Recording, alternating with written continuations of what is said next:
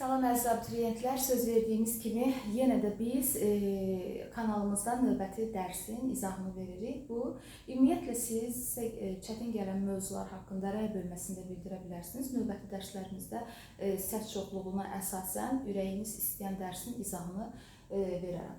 Deməli, bugünkü dərsimizin izahı Azərbaycanın birləşdirilməsinə son təşəbbüs olacaq. Yəni, Qacarların, Ağa Məhəmməd xan Qacarın Azərbaycana yürüşlərindən danışacağıq. Birinci, ikinci yürüşlərindən danışacağıq. Lakin, hələ dərsimizə keçməzdən əvvəl ilk öncə Qacarlardan danışaq. Qacarlar haqqında ümumi bir məlumat verək. Görək kimlər idi Qacarlar, hansı xanlıqlarımızı idarə etmişdi. Qacarlar ümumiyyətlə Səfəvlərin dövründən hələ ondan da əvvəl Azərbaycanda var idi. Yəni, 13-cü əsrdə Monqol yürüşləri vaxtı köç etmişlər, amma sonra yenidən Azərbaycana gəlmişlər. Hətta Səfəvi dövlətinin yaranmasında iştirak edən 7 qızılbaş tayfalarından biri də Qacarlar olmuşdu. Hətta kitablarınızda dərsliklər də vurğulayır ki, o dövrdə 1501-ci ildə xatırlayırsınızsa Şəro döyüşü olmuşdu. Əlvənd Mirzə ilə Ağqoyunluların birinci qoluna rəhbərlik edən Şeyx İsmail arasında. Həmin döyüşdə Şeyx İsmail Əlvənd Mirzənin üzərinə göndərdiyi qoşunun başında Qara Piri bəy dururdu ki, o da Qacar sülaləsindən idi. Eyni zamanda biz bilirik ki, Səfəvlərin Azərbaycan ərazisi 4 bəylərbəylikdən ibarət idi ki, onlardan da biri Qarabağ bəylərbəyliyi idi. Və Qarabağ bəylərbəyliyinin mərkəzi Gəncə idi. Həmin Gəncəni də Qacarların bir boyu olan, bir sülaləsi olan Ziyadoğlular idarə edirdi. Digər bir faktı onu göstərək ki, Şah 1-ci Abbasın dövründə həmin bu Ziyadoğlular Hüseyin xanın rəhbərliyi ilə Astarabada köçmüşlər və ondan sonra Qacarlar Astarabadda kök salmışlar və orada yaşamağa başlamışlar. Lakin orada iki hissəyə ayrılırlar.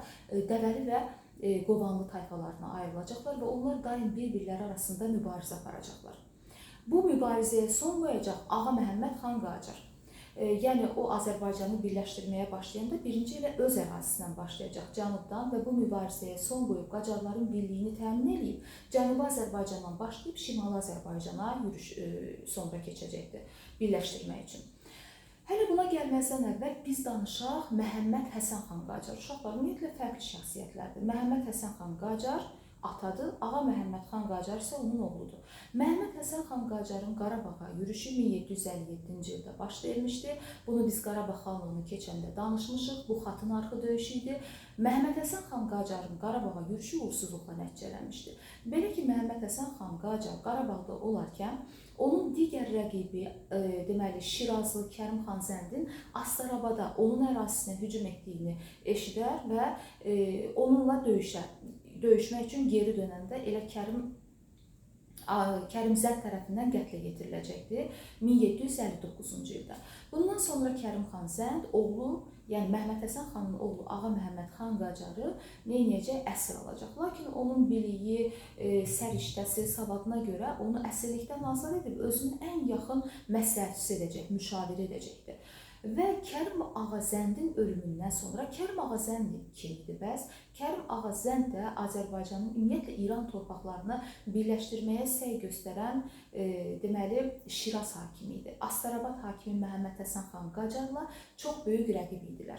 Və bu müharibədə Məhəmməd Həsən xan Qacar öldükdən sonra Kərim Ağa Zənd tək qalır və İranı, ümumiyyətlə Cənubi Azərbaycanı birləşdirməyə başlayır və biz bilirik ki, xatırlayırsınızsa Kərim xan Zənd buna bir müddət nail ola bilmişdi. Xatırlayırsınızsa, deməli Urmiyalı Fətəli xanı öldürdükdən sonra 1763-cü ildə deməli bütün Cənub xanlıqlarını özünə tabe etmişdi.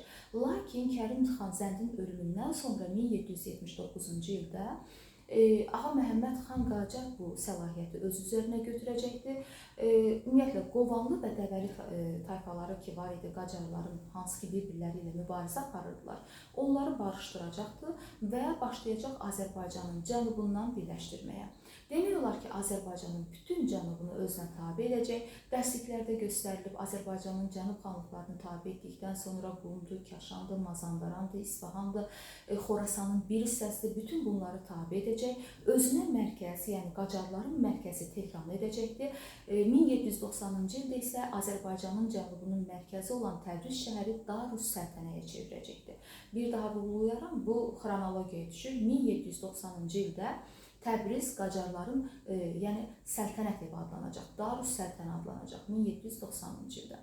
Azərbaycanın cənubunu birləşdirdikdən sonra Ağa Məhəmməd xan Qacar ümumiyyətlə özünü Səfəvi dövlətinin varisi, Şah İsmayılın varisi hesab edirdi və ona görə də axı biz bilirik ki, Səfəvi dövləti dövründə bütünlüklə Azərbaycan Şah 1-ci Təhmasibin dövründə tamamilə mərkəzi hakimiyyətə tabe edilmişdi. Ağa Məhəmməd xan Qacarın da bir nömrəli məqsədi Səfəvi dövlətinin sərhədlərini bərpa etmək idi yenidən. Və buna birinci təşəbbüs kimi cənubdan başlayır və çox uğurlu olur. Azərbaycanın şimalından fərqli olaraq cənub tamamilə Ağa Məhəmməd xan Qacarın hakimiyyətinə tabe olacaqdır. Lakin şimal biz bilirik ki 9-11-ci əsrlər kimi xanlıqlar dövrü də, yəni 18-ci əsrdə Azərbaycanın ən dağınıq dövrü idi. Yəni pərakəndə bir vəziyyətdə idi, feodal dağınıqlığı dövrü idi. Ağa Məhəmməd xan Qacar Cənubu birləşdirdikdən sonra 1795-ci ildə Azərbaycanın şimalına ilk yürüşə başlayacaq. Və biz burada çox diqqətli olmalı olduğumuz məqamlardan biri Ağa Məhəmməd, bir də Ağa Məhəmməd xan və eyni zamanda Ağa Məhəmməd Şah Qacarın Azərbaycana yürüşləri. Birinci yürüşündə Ağa Məhəmməd xan Qacar hesab olunur. Niyə görə? Çünki hələ Şah titulunu qəbul etməmişdi. Birinci yürüş 1795-ci ildə başlayacaq. Ən önəm verdiyi xanlıq Qarabağ xanlığı idi. Ümumiyyətlə Qarabağ xanlığı xarici işğalçılar tərəfindən hər zaman Azərbaycanın qapısı adlandırılan xanlıq idi. Strateji mövqeyi ən çox deməli önəmli olan xanlıq idi. Çünki bütün xanlıqlara yol açılırdı Qarabağ xanlığından və Qarabağ xanlığını tutmaq demək olar ki, Azərbaycana yiyələnməyin açarı hesab olunurdu. Gəlin görək Ağa Məhəmməd xan Qacarın Azərbaycana yürüşündə məqsədlər nədən ibarət idi? Tezdə düşən məqamlardır. Məqsəd biraz öncə birini vurğuladım ki, Səfəvi dövlətinin sərhədlərini bərpa etmək. Eyni zamanda biz bilirik ki, artıq Rusiya da Qafqaza nüfuz etməyə başlamışdı. Yəni Yekaterinanın dövründə Şərqi Gürcüstanın 1783-cü ildə ələ keçirilməsindən sonra Yekaterinanın məqsədi ilə Qafqazı ələ keçirmək idi. Və ona görə Rusların da burada möhkəmlənməsinə yol vermək istəmirdi və Qacarları bu mübarizədə İngiltərə və Fransa dəstəkləyirdi. Çünki onlar da Rusiyanın nə ümumiyyətlə Avropada, nə də ki Qafqazlarda tam möhkəmlənib qabağa keçməsinə yol verməyiblər heç bir zaman. Daha sonra dedik, Səfəvi dövlətinin sərhədlərini bərpa etmək, Azərbaycanın şimalını ələ keçirmək və eyni zamanda Gürcü Çarlığını da cəzalandırmaq idi. Çünki o dövrdə Gürcü Çarlığı da Rusiya ilə yaxınlaşmışdı.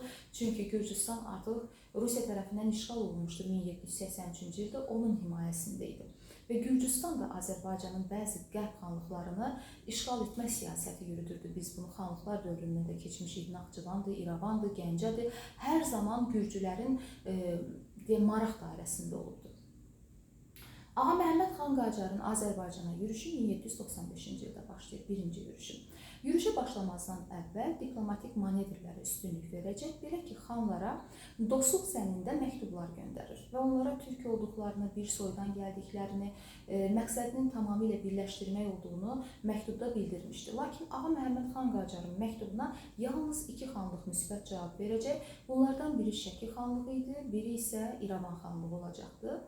Daha doğrusu Gəncə xanlığı olacaqdır. Şəki və Gəncə xanlıqları Qacarın məktubuna müsbət cavab verəcək. Lakin digər xanlıqlar ya kömək üçün Rusiyaya müraciət edəcək, ya Gürcüstanla ittifaq yaradacaqdır. Yəni, nə də özləri bir arada bütünlüklə şimal xanlıqları ümumi düşmənə qarşı birləşməyəcək. Gəlin baxaq görək. Demək bildik ki, müsbət cavab verən bir Gəncə, bir də Şəki xanlığı oldu. Gəlin baxaq görək, ittifaq yaradan xanlar kimlər idi? Ki, bu da testə düşür. Qacarın birinci yürüşü vaxtı, deməli, İrəvan xanlığı, Qarabağ xanlığı, Lənkəran xanlığı, yəni İrəvanda bilirik ki, İbrahim Xəlil xanın dövrü idi, Məhəmməd Həsən xan olacaq, Məhəmməd Əli xan İrəvanda, daha sonra Mir Mustafa xan Lənkəranda və Kartli Teçarı ikinci İraqlı. Bunlar Qacara qarşı ittifaq yaradır. Bir daha vurğulayıram, Qarabağ xanlığı, Lənkəran xanlığı, İrəvan xanlığı və Kartli Teçarlığı Qacara qarşı ittifaq yaradacaq. Qacarın Azərbaycana yürüşü 3 istiqamətdə olacaq. Bu istiqamətlərdə əzbər bilməliyik. Birinci yürüşü deməli şimaldan Dağıstana, yəni keçib Azərbaycan ərazisindən, Muğamdan keçib Dağıstan ərazisini işğal etmək idi. Daha sonra Əliqulu, qardaşı Əliqulunu İrəvan və Naxçıvanı ələ keçirməyi ona tapşırmışdı, əsasən İrəvan ərazisini. Özünün rəhbərliyi etdiyi, mən biraz öncə də vurğuladım ki, ən çox önəm verirdi Qarabağa. Və ona görə Qarabağa gedən dəstəyə rəhbərliyi şəxsən Ağa Məhəmməd xan Qacarın özü edirdi ki, məqsəd Qarabağı ələ keçirib oradan da Gürcüstana yürüş etmək idi, Gürcüstanı ələ keçirmək idi. Və 1795-ci ildə birinci yürüş başlayacaq və bu yürüşlərdə Cavad xan, axı mən dedim ki, Gəncə xanlığı onun məktubuna müsbət cavab vermişdi və elə Ağa Məhəmməd xan Qacarın Gürcüstana yürüşündə də Cavad xan ona köməklik göstərəcəkdi, ona dəstək verəcəkdi. Lakin Ağa Məhəmməd xan Qacarın Azərbaycana yürüşü vaxtı, birinci yürüşü vaxtı, gəlin başlayaq, qardaşını göndərmişdi İrəvan ərazisinə.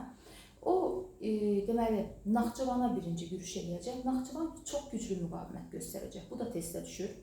Çox güclü müqavimət göstərəcək. Naxçıvanı elə keçirə bilməyəcək. Ona görə İrəvana yürüş eləyəcək və İrəvanı tutacaq. Kim? Qardaşı Əliqulu xan. Özü hara getmişdir? Qarabağa. Qarabağı tuta bilməyəcək. Qarabağı düz 33 gün mühasirədə saxlasa da Şuşa qalasını, Xudafərin körpüsünü uçurdacaq İbrahim Xəlil xan, yəni orada ərzaq çatışmamazlığı falan, yəni o Qarabağı ələ keçirə bilməyəcək. Yəni əsas məqsədinə nail ola bilməyəcək Ağa Məhəmməd xan Qacar Azərbaycana birinci yürüşdə Şuşanı tuta bilir. Və Qarabağı tuta bilmədikdən sonra Gürcüstana yürüş edəcək, elə 1795-ci ildə. Lakin Gürcüstanı ələ keçirəcək. Gürcüstanı ələ keçirdikdən sonra geri qaydanda Azərbaycanın digər xanlıqları özləri öz xoşluqları ilə Ağa Məhəmməd xan Qacarın hakimiyyətini qəbul edəcək. Gəlin baxaq görək bu hansı xanlıqlar idi. Bu Naxçıvan xanlığıdır, İrəvan xanlığı, hansı ki Naxçıvan xanlığı mən az öncə vurğuladım ki, çox güclü müqavimət göstərmişdi və ələ keçirilə bilməmişdi. Naxçıvandır, İrəvandır, Bakıdır, Dərbənddir və Şamaxı xanlığı artıq Qacarın hakimiyyətini qəbul etmək məcburiyyətində qalacaq. Xoşluqla deməyim, məcburiyyətində qalacaq. Bəs Ağa Məhəmməd xan Qacarın birinci yürüşü vaxtı bütünlüklə Azərbaycanı tabe edə bilirmi? Xeyr.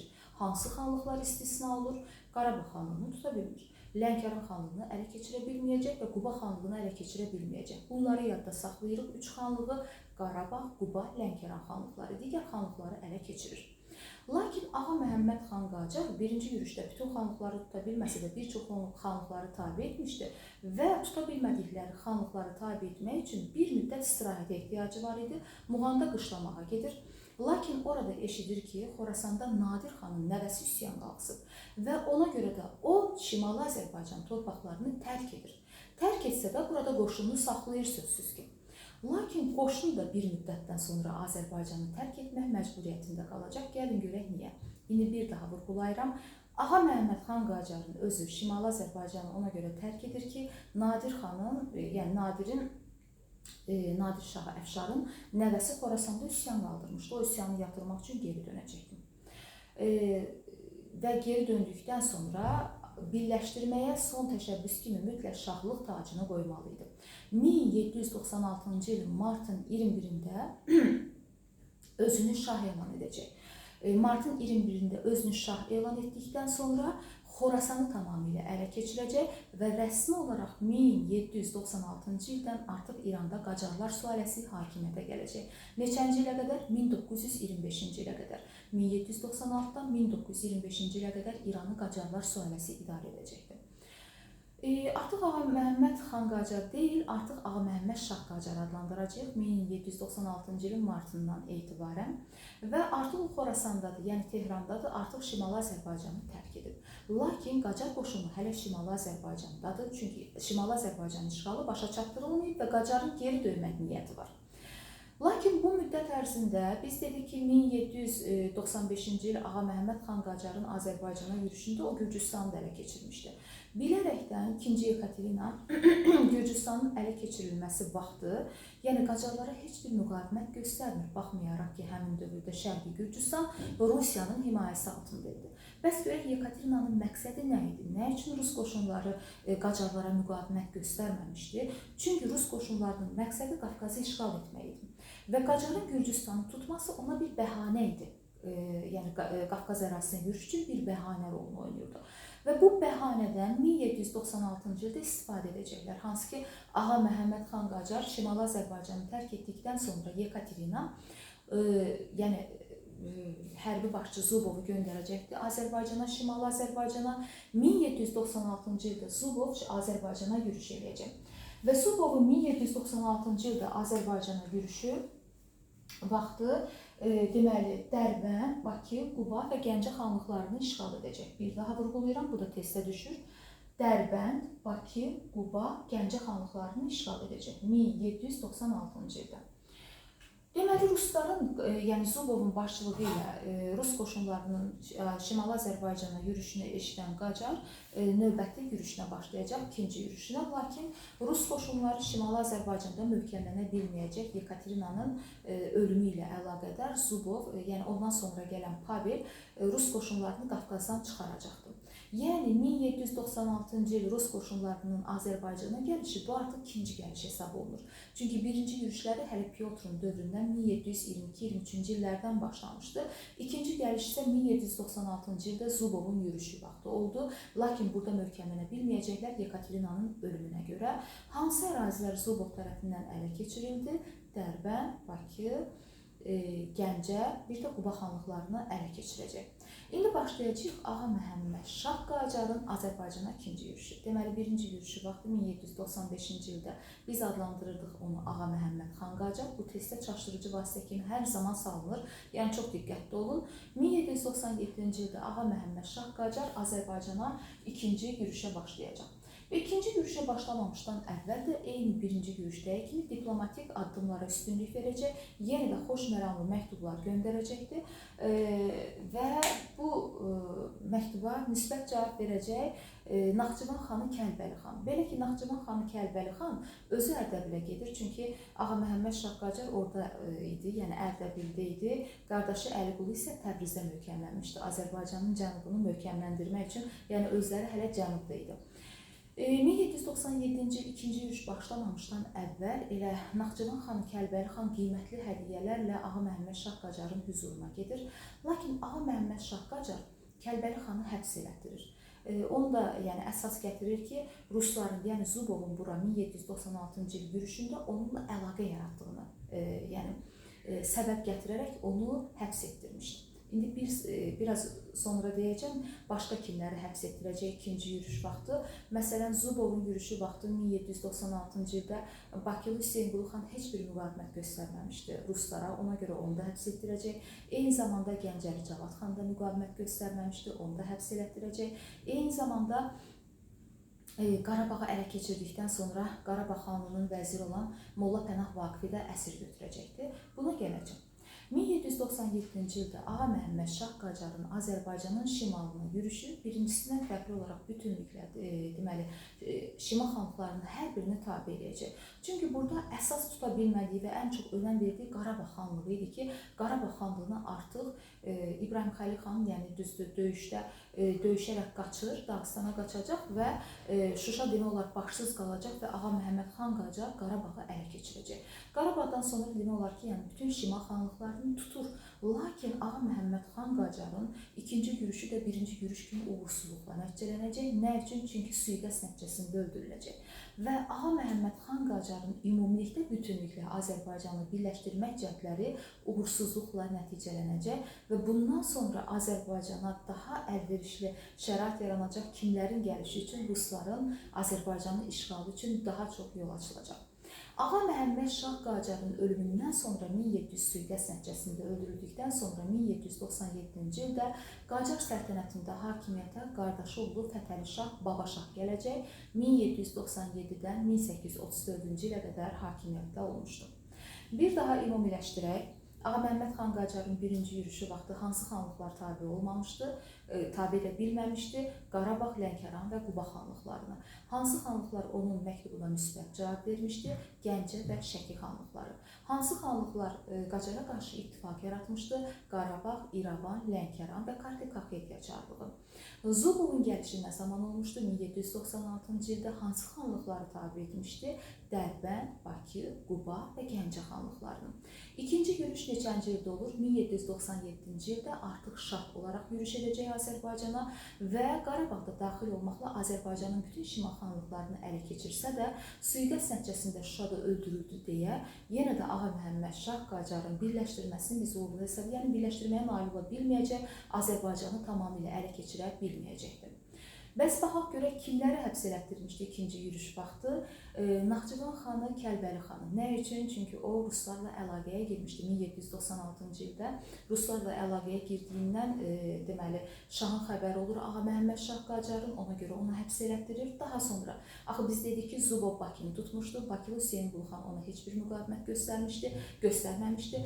Gəncə xanlığını tutmuşdu. O dövrdə Cavad xan Gəncə xanı idi. O da heç bir müqavimət göstərməmişdi və eyni zamanda çox böyük müqavimət göstərən Qarabağ xanlığı, hansı ki İbrahim Xəlil xan döyüş meydanını tərk edib, yəni əsir düşməmək üçün qaçsa da vəzir Molla Pənah Vaqifi də yəni əsir götürmüşdü. Sözsüz ki, yəni Ağa Məhəmməd Şah Qacar Şuşada elə Qarabağ hakimiyyəti tərəfindən sui-qəsd nəticəsində öldürülür və ondan sonra əsir aldıqları xanlar elə Molla Pənah Vaqif də əsirlikdən azad edilmişdi və bundan sonra Qacar qoşunlarının başçısı, ümumiyyətlə Qacar dövlətinin başçısı Baba Şah olmuşdu və bundan sonra artıq başlayacaq, bu da növbəti dərslərimin mövzusu olsun, Azərbaycan uğrunda Rus-Qacar müharibələri başlayacaqdır. Bu da gələn dərslərimizdə izləmədə qalın, bu haqda məlumatınız olsun.